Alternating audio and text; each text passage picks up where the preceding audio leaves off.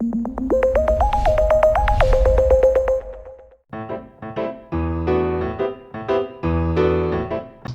today we want to talk about succulents. They've become very popular lately. They're a lot of fun to play with. They come in so many shapes and sizes and colors, and you can mix and match and get them in all different sizes and do so many different things with them. So they're a lot of fun to play with. What we're going to do is we'll start the class off here in this setting. We'll talk about how to plant, how to water, how to care for them. And then what we're going to do is we're going to go down to the store and we'll do a little workshop. Those of you who have signed up for the workshop, we'll give you a pot and whatever succulents you can fit in there, you can do whatever you like with. And we're going to give you decorative sand and rocks and soil and all kinds of stuff to play with so you can make it exactly the way you want it. And for those of you who didn't sign up or plan on doing your planting at home, you are welcome to come in, watch, because you'll come up with questions as you're doing or as you're watching others do. So you'll come up with ideas and questions down there. So you're welcome to hang out with us during the workshop.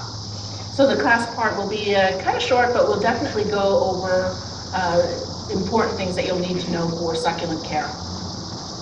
I like to kind of do as I'm explaining, so I brought things up here to plant in front of you, and we'll also talk about the field test that sometimes we'll get with succulents. What I'm going to do real quick is pass this around. If you put your email on here if you'd like, we will send you a copy of the video of the recording that we're making today and any handouts that might be connected with this class. So I have here, I've got just a small assortment of succulents. I know I'm kind of famous now for bringing up the jungle, but I just brought in a small assortment because we're going to be going down to the workshop and working with all that down there. So I just wanted to talk about, well, what exactly are we referring to when we're talking about succulents? There's a lot of different kinds. Basically, they store water, usually in their leaves, maybe their stems, in some cases even roots, but it is a general rule they store it in their leaves and stems. Most of the time when you pull succulents out of their pot, you will find that the roots are barely visible. There's just not much there. The roots are thin and few and far between sometimes.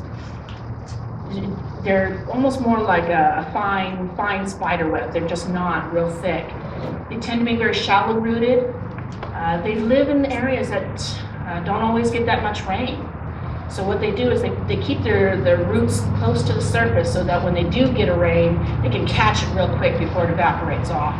Many of them are from deserts or from deserty coastal areas, inland deserts, hot deserts, cold deserts, every kind of desert. They come from all over the world, Africa, the Americas, even places in Europe, certain types. So they're very, very versatile, come from all over the world, generally don't have a whole lot of root. So that makes them very easy to work with. You can really pack them together into a pot. Pack them nice and close when you're putting multiples into a pot. You don't have to put a lot of space in between them other than what you think they might need for growing their leaves, but generally even then they get along pretty good. They store the water in, again, stems and leaves. In the case of the cactus, it's pretty much the stem or trunk or body of the plant, whatever you want to refer to. It's cactus, a true cactus has no leaves. There are some similar things that look like cactus that do have leaves, like the euphorbia, look very, very similar and pretty much work on the same principles. This right here is a fat boy. I've got another one here. This is actually a saguaro, native to Arizona. Won't grow up here in Prescott outdoors year round because they're not cold hardy. They grow in southern Arizona where the elevations are lower. So something to keep in mind when choosing succulents. If you plan to keep them outdoors, you want to be asking, can this make it through winter? There are things that will. Some types of cactus, some types of agave. There are some things that will go through, hens and chicks. They will go all the way through winter and be just fine.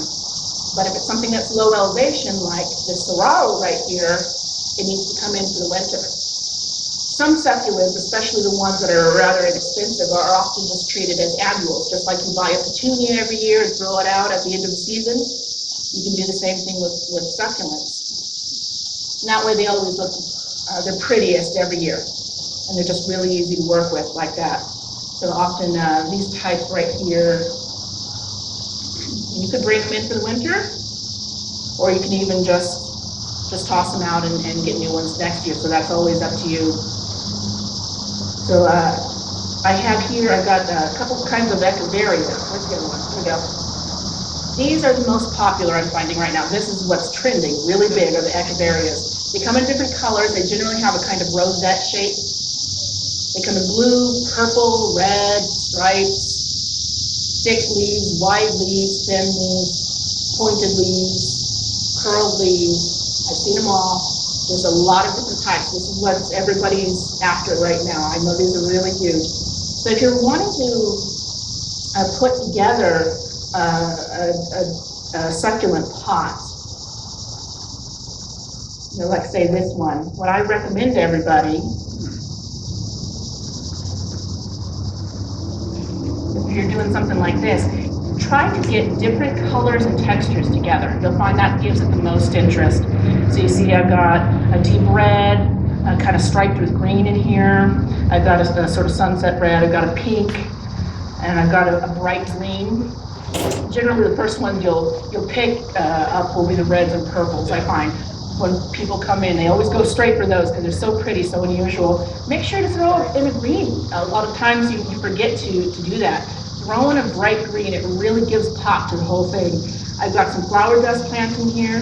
It's got kind of almost looks like it's dusted with powder, with the white powder. So it gives contrast to the glossy leaves of the other succulents. So mix and match your colors and textures. We've got the two rosettes. This one's a jade. So we've got different types. Mix them together, and you'll get the effect that you're looking for, and then dress it up with some sand or pebbles on the top. It really gives it a nice finished look.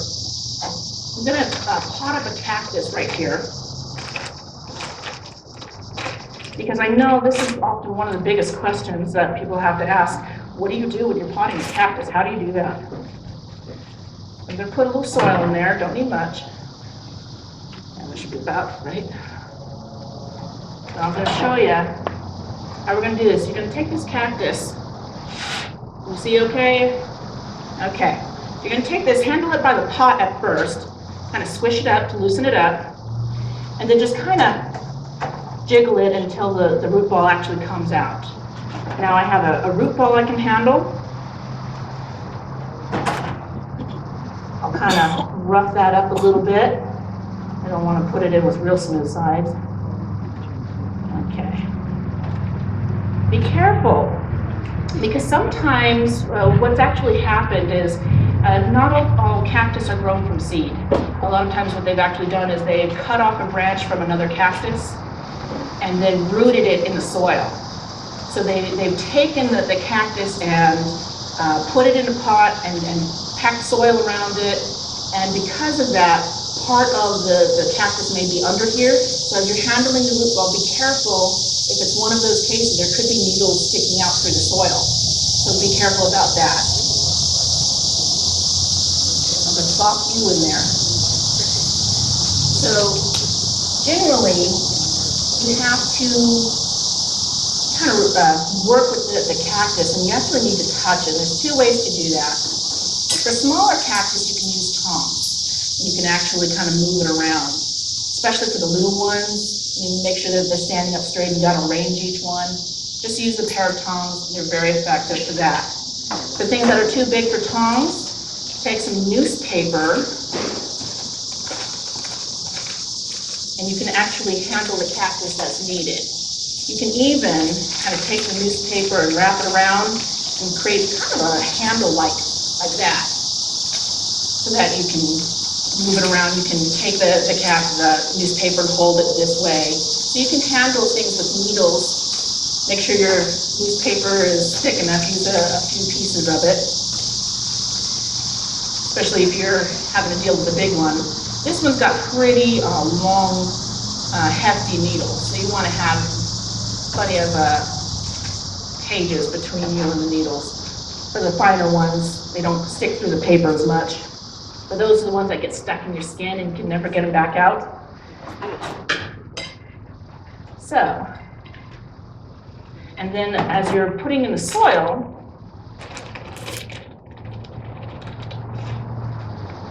you'll kind of put that in there. And again, the needles are kind of getting in the way of your fingers, so that you need to be able to press that soil in there. Kind of hard to do with all those needles getting in the way. You get a little soil in there.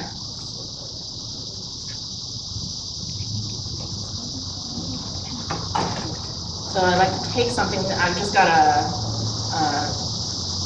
square dowel here, round dowel will work, whatever kind of dowel you've got on hand. And I can take this, hold this up, and use that to tamp in the soil. I'm using cactus and succulent mix. Okay, before I do that, this is not straight, so I want to move that into the soil. I'm move this a little bit. I want to be careful when using the tongs not to bruise the flesh of the cactus. Okay. Not to press too hard on it. I can also kind of work in the root ball a little bit. I can do that, get that soil in there, press it in. Okay. Make sure you're straight, you're pretty centered, cool. Get that soil in there until it's tamped in and even with the top of the root ball.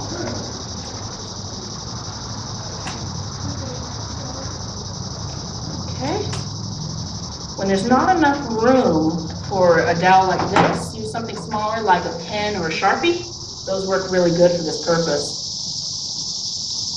So like getting in the sides here, where there's only about 1/4 of an inch between the cactus needles and the side of the pot, I can use the Sharpie or the pen to tamp in the soil, make sure there's no air pockets. Get it in there. If I wanted to make another arrangement, again, just same principle, I'm just putting in more plants. And again, even if I'm not doing something spiny like this, I will often use something to tamp it down like a pen, just because I have to be careful. There's not much room in between each succulent. So when I'm doing this, as I'm tamping in, I want to be careful. The leaves are easy to break. They're not like other plants that have a lot of fiber in them. They're very, it's pretty much just almost like a moist, I don't want to say gel, but it is very, very breakable. So I'll often use this to get in between, and then I don't have to worry about my fingers breaking things. And that's pretty effective. That. So after I've done that, I'm going to put this in here. I'm going to give it a good watering, or at least a drizzle. The reason why I want to do that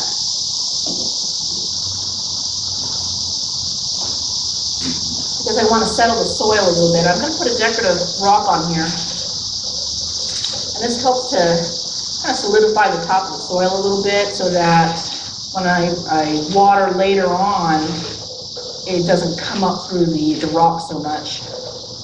If I try to put the rock on first and then water, a lot of times the soil will float to the top.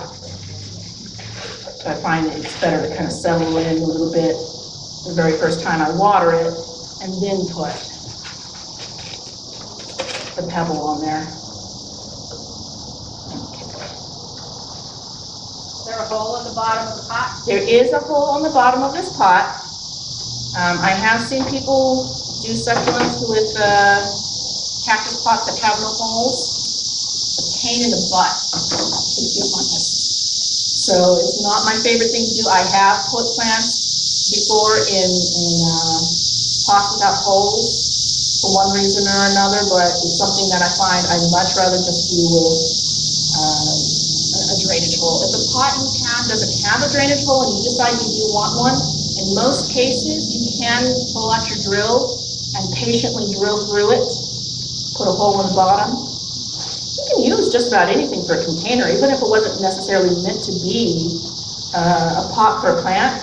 You can use just about anything you want. So if there's a pretty container that you have at home, you can use that.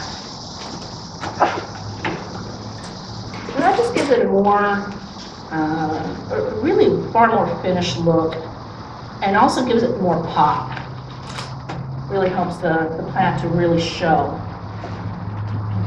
So there you go. You're ready to go, ready to take it home or give it to a friend or whatever you're planning to do with it. Okay. Leave that in there because let it soak up a little more water. When it comes to watering, this is what often throws everyone off. How do you know when to water a succulent? Because it's very easy to overdo. If they get overwatered, they will die. They're not meant to live in water, to be sitting in wet soil. So you want to use you want to use a cactus mix because they're made to be more gritty, to not stay overly moist for a succulent or a cactus. You'll notice they're more, for lack of a better word, more gritty really than a regular potting mix. They have to be balanced pretty well. When it comes to watering, in the case of the non-spiny cactus, just press the leaves. See, with normal plants, we always think, okay, as soon as the soil dries out, we go ahead and water, right? Well, it doesn't always work that way with cactus. Sometimes the soil's dry and the plant still isn't ready for water. And so you can overdo it. So how do you know? You press the leaves. If they feel real firm, that means that their water reserves are full. That's it. They don't need any more. If the leaves are softening up, it means that they're now using up that water stored in their leaves, and you can go ahead and replenish. If you try to do it while those leaves are still firm, you're likely to rot the plant. In the case of a cactus, of course, please don't go pressing on this guy. You probably will not like the result. So you'll notice that the cactus have pleats. And even the cactus-like plants that have spines, they have pleats. So I took a little piece of paper and folded it up into pleats here. So when you're looking at a cactus, it's got these pleats and grooves. And as it fills up with water, they'll kind of open up and fatten out. The pleats will actually flatten out a little bit. As it uses up its water reserves, those grooves get deeper again and pull back in. So as that, you can kind of tell where those water reserves by looking at those pleats, especially usually right in sort of the middle of the plant, not the very, very top, not the very, very bottom. Those tend to just be as they are growing. The pleats will be deeper on the top and wider at the bottom, so it's more in the middle of the plant where you can see better whether the pleats are fairly flattened out or if they seem real deep and ready to be replenished and refilled. So that's how you deal with that. From time to time, go ahead and add some fertilizer. You'll notice that cactus fertilizer is really, really light. On here, it's 277. That's because cactus and succulents, they're not constantly growing hundreds or even thousands of new leaves all the time, the way, say, shrubs and trees have to. And they're not having to replenish those leaves as much because they're storing the water and nutrients and holding on to them. They're designed to withstand the forces of nature heating down on them. They're resisting the pull of evaporation from their bodies. So they're not losing that water, they're not losing those nutrients. They're basically storehouses for whatever it is they absorb. So you can overdo it with these, especially on nitrogen. So you'll notice that the numbers are real low on cactus fertilizer. So 277 is on this Schultz cactus fertilizer. If it's outside and you're using the all-purpose fertilizer, which is our granular, just real light, very light. The water's all-purpose is a slow release. so you don't have to worry about it being real prone to burning. So it really is truly all-purpose because of the way that it works. You can use it on pretty much everything I do at home. So you can go ahead and use that, especially since succulents and cactus, they do bloom.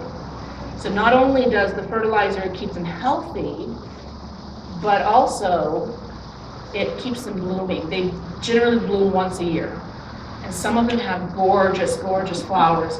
So make sure they're getting enough light and some occasional fertilizer, and you'll have some beautiful flowers each year, usually about spring or early summer. It depends on the type of succulent that it is. This one right here blooms late winter to early spring. This is a tropical cactus. Yes, there's such a thing. You might be familiar with one tropical cactus, the Christmas cactus. That's a tropical. They actually grow in trees in nature. They live off of humidity, but it really is a true cactus. This one's an orchid cactus. Again, in nature grows in trees, but does have the ability to grow in soil, which is how we keep it here. We have no humidity for it to live off of as an air plant, so we've got to grow it in soil. It is a true cactus, and it blooms, like I said, in late winter, like many other tropicals do. Very, very pretty, large flower, kind of unusual looking. Looks like a cross between an orchid and a daisy, I guess. So they come in white and red and things like that. Very unusual. But like I said, most of the succulents, even these little guys here, they will bloom. Some of them have a very simple flower. Some of them actually have a very pretty flower. You come in pink or peach or yellow. Some of them are really nice. I think we have one that just started blooming down there in the store, so take a look around. Like I said, most of them are done for the year, but not all of them. So take a look around. It might surprise you to know how pretty these are when they start blooming. Okay. We wanted to cover spray, didn't we? Now, succulents and cactus, there's not a whole lot of insects that really bother them. There are just a few. So two of them happen to be real white and fuzzy. One is mealybug, and the other one I'm suddenly going to draw a blank on, but you'll see them on prickly pear usually. They look white and fuzzy, but if you touch them or crush them, they'll bleed red.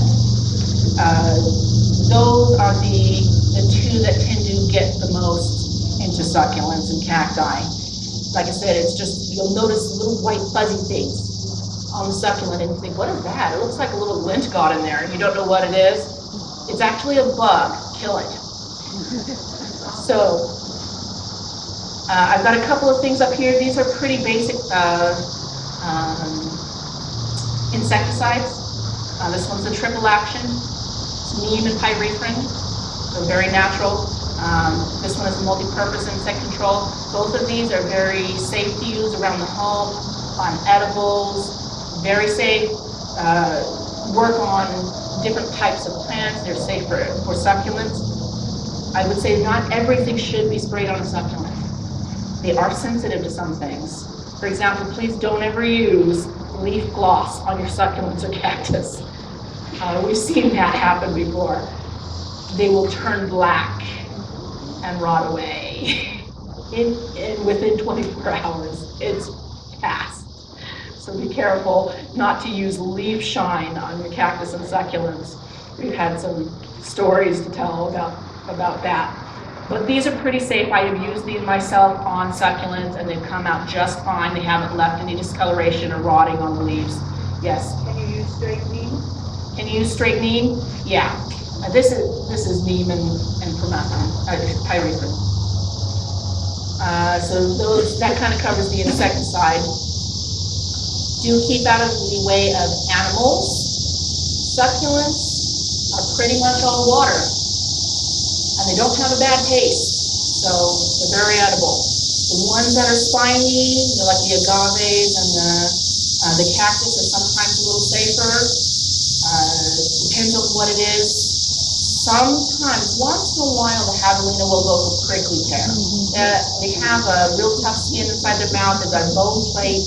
They can actually munch the spines of the prickly pear. A lot of the cactus are just too fibrous. to bother with. Like the cholla, I've never seen anything bother cholla ever. It's just too tough. But most of these other succulents that we're referring to, this stuff, they're not fibrous, they're not hard to chew, they're not tough to chew, they don't have a bad taste, they have no spines, they're very edible. If you've got animals in the yard, you need to put this up out of their reach or somehow protect them because they are quite edible. Any questions? I'm just wondering what's in that, typically in the cactus mix, because sometimes the pet might be drawn to the soil. Yes, so what is typically in cactus mix? You know, I almost never see two cactus mixes alike. There's so many different ones. But yes, some of them have a fertilizer already added to them, including blood meal sometimes is used. And that can attract your pet or wild animals, depending on what the animal is. So something to keep in mind if you're wondering why, oh, something keeps coming after my potted plants or whatever, it could be the fertilizer. Usually it's pretty light, but you never know. This one right here has no fertilizers added to it. It's just the mix, just the cactus mix. It's formulated for having good drainage and aeration. We have another one that we carry in a larger bag. That one does have a light bit of blood meal in it. So if that's something you need to avoid, get this one. Like I said, that one's a larger bag, so it's excellent for people that are doing real big pots. Something I want to mention about bigger pots. Now this one was a pretty good size for this guy, and he's going to be happy in here for a long time. They're slow growing. Like I said, they don't have a dense root system. He's going to be happy in this pot for a good long time. Sometimes someone will come in and say, I want to use a pot that's much larger than the plant actually needs. You want to be careful about putting them into too much soil, because literally too much can, one, overwhelm the plant because it doesn't dry out fast enough when there's a bigger soil to plant ratio. And this goes for all house plants as well. You don't want them swimming in soil. But sometimes you have this really pretty pot, you want to put something in there. If that is the case, put something into the bottom of the pot to displace the soil so that you don't have too much. Sometimes I will just take the pot that the plant came out of and invert it and stick that into the bottom and pile the soil on top of it, and that will help act as an aerator and soil displacement. Ping pong balls work pretty good. When you want something lightweight, you can use those. If you want something heavy, because sometimes you've got a real top-heavy cactus, and you don't want it tipping over and breaking the pot out of the cactus, in that case, use something heavier like rocks. Rocks work great, that'll work. But when you want something light so you can actually pick up the plant and move it, ping pong balls or just old growers' pots work great. I use these all the time for the purpose. What do you do during like monsoon and they're out if they don't like to get? Okay, what do you do during monsoon? Move them underneath? Yeah, I would say you do want to keep an eye on them. You might even have to bring them under the porch or something. It kind of depends on how much soil is in the pot or whether they're in the ground. Make sure that wherever they are, it drains really well. If they're in the ground and you have really dense soil that doesn't always drain as fast as you know it needs to, mound it. Build a mound, but instead of taking that root ball and, let's take this one out. Instead of digging the hole this deep so that this is level with the soil, I would do it, however shallow I want to keep it. I would actually dig a shallow hole, fill it with water, make sure it drains all the way out of that hole. Put this in there so that the top of the root ball is above the ground level. And then just build the soil up to it, making a mound. And that way you don't have to worry so much about it drowning. Because sometimes, let's face it, this was not our normal monsoon. We got away with a lot, but when we have a normal monsoon and we're getting heavy rain every day, yeah, you'll start to see things like cactus, agave, other things that are in the ground start dying off, or at least suffering serious damage. It kind of depends. Like I said, some of us have different soil. Some of us have worse soil than others. and it just doesn't drain, I really do recommend the perk test. Fill the hole with water, make sure it drains. Some of the plants, we saw this last winter. Everybody kept coming in and saying, I think my prickly pear is dead. It actually wasn't dead. It was doing something that's actually quite natural. We got that big snow, got actually multiple snows. So there was a lot of water. The prickly pears they didn't rot or anything. They're kind of made for this area. They're made for this climate. They do well here. So we don't generally see problems with them. What they do is they'll absorb a lot of water. The paddles will get real thick and fat. And they'll get so heavy that they end up tilting over and lying on the ground. They'll even break off and just lie there. That's actually natural. They absorb all this rain during the rainy season that, deserts, how we are, we tend to get the entire year's worth of rain all at once. That's the way deserts tend to work. And they absorb all that rain, and then they use that time to propagate. The petals will break off. They'll lie there on the soil. They'll actually root down and start a new plant. If it's in an area that sometimes floods, that's okay. The flood will wash the petal away to another area and kind of help spread the plant out so it can propagate over a wider area. So it's actually just their natural way of propagating. So it's not really a huge problem. Yes, there's always a limit to every kind of cactus or succulent. If you're afraid that it might reach that limit and die, we have seen it. A couple winters ago, we saw a lot of die off of it, especially the agaves. They were losing a lot of leaves. Some of them died entirely because it was a wet winter. If you think that you might lose it, just mound it or put it in a place where you know it's going to drain well, or even just put it in a pot. I like to put things in the ground if I know they can make it through winter, just because then I don't have to worry about watering them. A lot of that stuff will be xeriscape when they're in the ground, not in a pot. But as long as it's in a pot, you have to keep watering it on a regular basis. So 2 tips for putting things outside. Christmas cactus, what type of pot do they prefer? Plastic, ceramic, Okay, clay? so that's a good question. When deciding what material the pot should be made out of, is there one that's better than others? Should it be plastic? Should it be terracotta? Should it be other forms of clay? It really depends a lot on the person, on how you tend to water, on what you're used to. Say if you're used to plastic, you're probably going to do just fine with plastic. If you're used to porous materials like clay, terracotta, well, honestly, you put something into a plastic pot and you're more likely to overwater it because you're not used to it. So it has a lot more to do with the person rather than the plant. You just have to be able to adjust your watering schedule according to what it's planted in. How often do you fertilize? How often do you fertilize? Kind of depends on what you're using. If you're using, say, the water's all-purpose plant food, you generally do that about every 3 months, just because that's how long it takes to break down and be used up in the plant and in the soil. If you're using the Schultz, it's meant to be used every time you water. So it just depends on what you're using. So go by what the fertilizer says. All right, anybody else? Okay, you first. During winter, I have to take my succulents, just like what you have there, inside because they're in a pot. They're beautiful.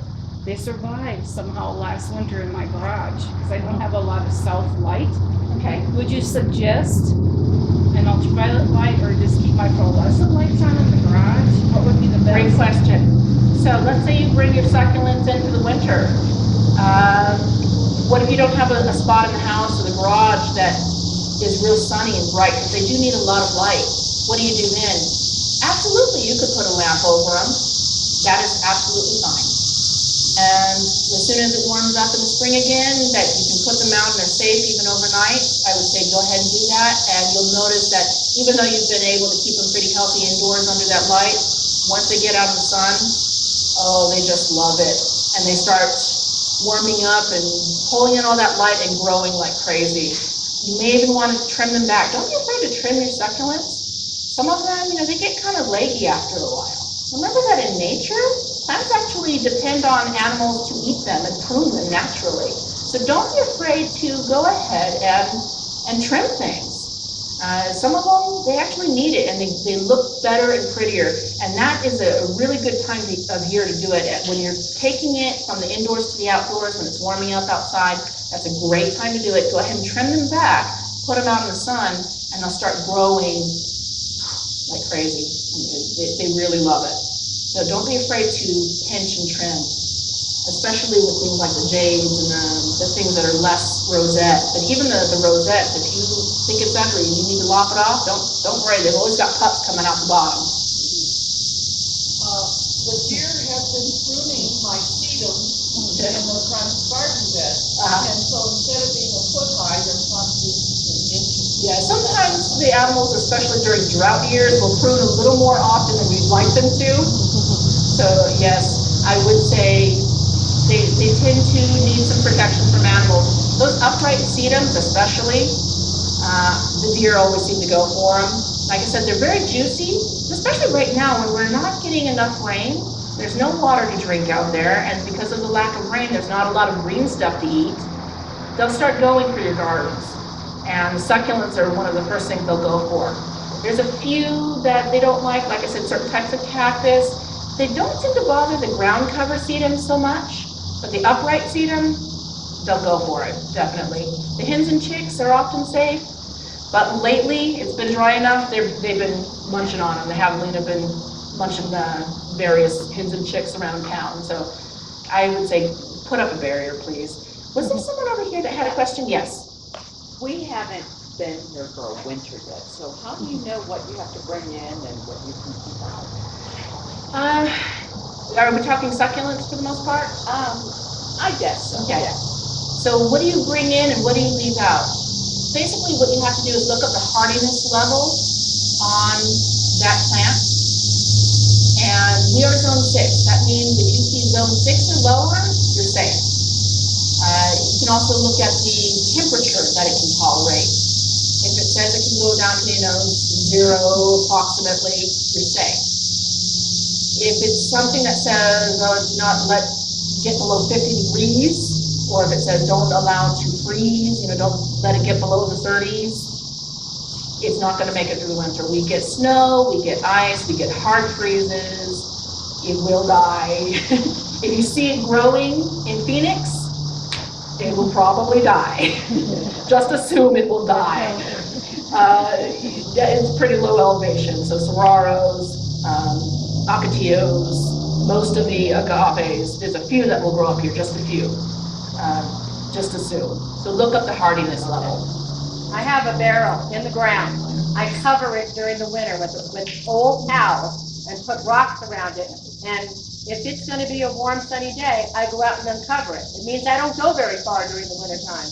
But that barrel is about the size of the Fat Boy. It has not bloomed yet, Right. but it makes it through the winter because I cover. So there's a few people in Prescott Valley and Williamson Valley that manage this. They'll get something that's kind of borderline like that, like a barrel cactus, and then they'll, with effort, get it through the winter. I've even seen things like blue agaves. Some of it has to do with microclimates, just finding a spot in the yard that is warmer than normal. Not everybody's got one, but a few people do in those areas. And also just wrapping it, covering it, and things like that. But again, there's more than one factor that goes into getting that through the winter.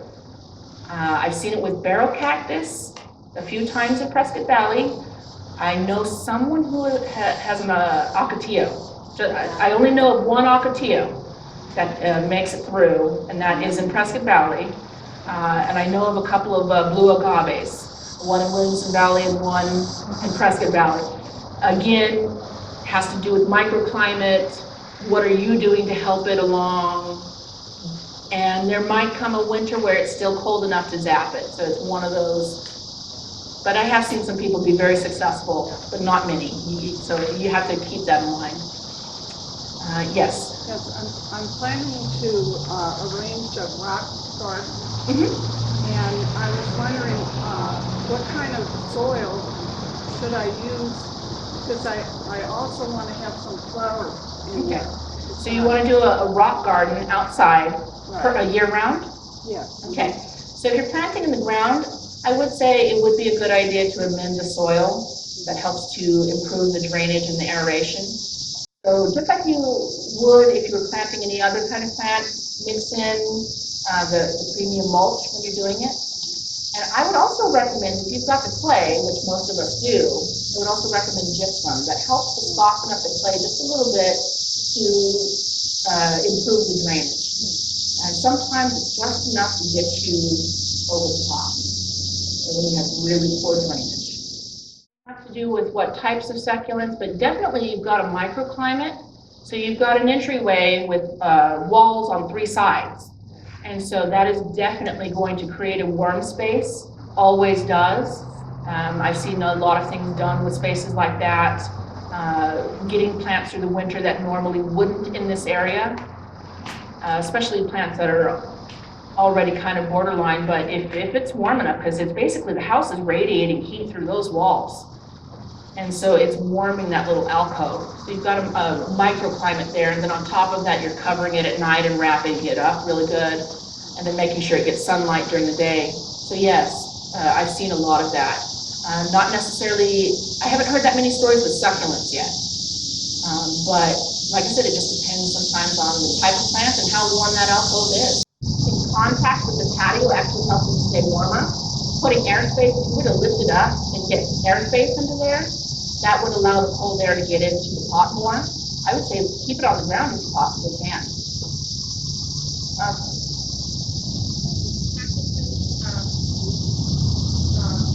Can you tell if they're being watered by squeezing the leaves as well? Yeah, you can squeeze the leaves. Sometimes you can, I mean, you can feel this. This is an orchid cactus. They have a very similar feel to the Christmas cactus. You can feel how firm this is. You can see kind of the thickness sometimes if you really know your cactus and you've watched it for a long time and pay attention. Sometimes you can kind of look at it and say, oh, you're looking a little thin. I think I might, give you more. And you can, sometimes you have to adjust from winter to summer. A lot of times you have to water less in the winter. I can pass this around if you'd like. And actually, I think what we're going to do is go ahead and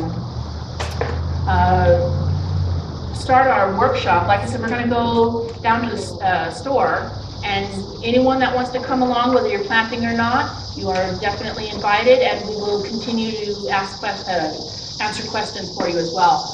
Okay? Any questions online?